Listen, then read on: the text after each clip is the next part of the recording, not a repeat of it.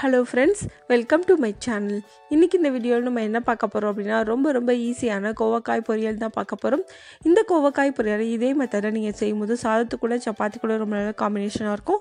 வாங்க எப்படி செய்யுதுன்னு வீடியோல பார்க்கலாம். அதுக்கு நான் இன்னைக்கு ஒரு 1/4 கிலோ அளவுக்கு கோவக்காய் எடுத்துர்க்கேன். அதனால கழுவிட்டு இது மாதிரி சின்ன பீஸா கட் பண்ணிக்கங்க. எல்லா கோவக்காயும் நான் கட் பண்ணி எடுத்து வச்சிருக்கேன்.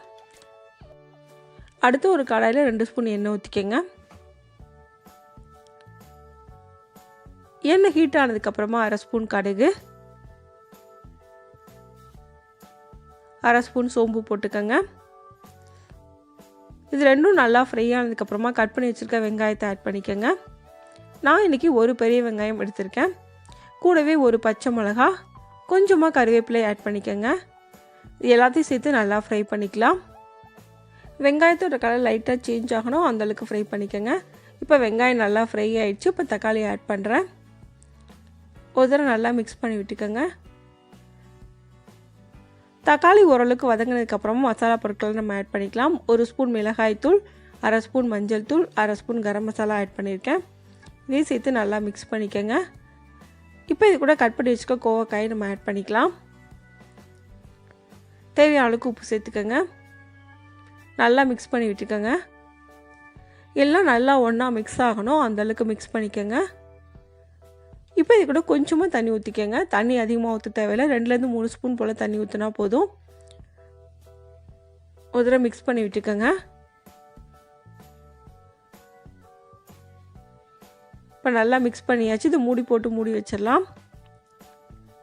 மூடி சிம்ல வச்சு வேக வச்சுக்கோங்க. ஒரு 5 நிமிஷத்துக்கு அப்புறமா ஓபன் பண்ணி பார்க்கலாம். இப்போ ஓரளவு குக் ஆயிருக்கு. இன்னும் கொஞ்சம் குக் ஆகணும். நல்லா மிக்ஸ் பண்ணி விட்டுட்டு மறுபடியும் நம்ம மூடி வச்சிடலாம். மூடி போட்டு அப்பப்போ ஓபன் பண்ணி மிக்ஸ் பண்ணி விட்டு குக் பண்ணிக்கணும். அப்பதான் அடியில பிடிக்காம இருக்கும். ஒரு 10 நிமிஷம் போல நம்ம குக் பண்ணா போதும், நல்லாவே குக் ஆயிரும். இப்போ இதை மூடி வச்சிடலாம். ஒரு 5 நிமிஷத்துக்கு அப்புறமா நான் ஓபன் பண்ணி பார்க்குறேன். இப்போ நல்லாவே குக் ஆயிடுச்சு. இன்னும் கொஞ்ச நேரம் குக் ஆனா போதும். சிம்ல வச்சு 2 நிமிஷம் போல நல்லா மிக்ஸ் பண்ணி விட்டு குக் பண்ணிக்கங்க. இந்த கோவக்காய் பொரியலுக்கு நம்ம தண்ணி அதிகமாக ஊற்றல.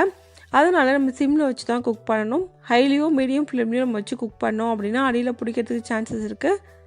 தண்ணி ஊற்றி குக் பண்ணோம் அப்படின்னா கோவக்காயோட டேஸ்ட் நல்லா இருக்காது. இப்போ நல்லா குக் ஆயிடுச்சு. ஃபைனலாக கொஞ்சமாக கொத்தமல்லி இலை போட்டு நல்லா ஒரு வாட்டி மிக்ஸ் பண்ணி விட்டுட்டு நம்ம அடுப்பு ஆஃப் பண்ணிடலாம். இப்போ நமக்கு கோவக்காய் பொரியல் ரெடி ஆயிடுச்சு. இந்த கோவக்காய் பொரியலை இதே மெத்தடில் நீங்களும் செஞ்சு பாருங்கள். இந்த வீடியோ உங்களுக்கு பிடிச்சிருந்தா லைக் பண்ணுங்கள், ஷேர் பண்ணுங்கள், கமெண்ட் பண்ணுங்கள். மறக்காமல் சேனலை சப்ஸ்கிரைப் பண்ணுங்கள். தேங்க்ஸ் ஃபார் வாட்சிங்.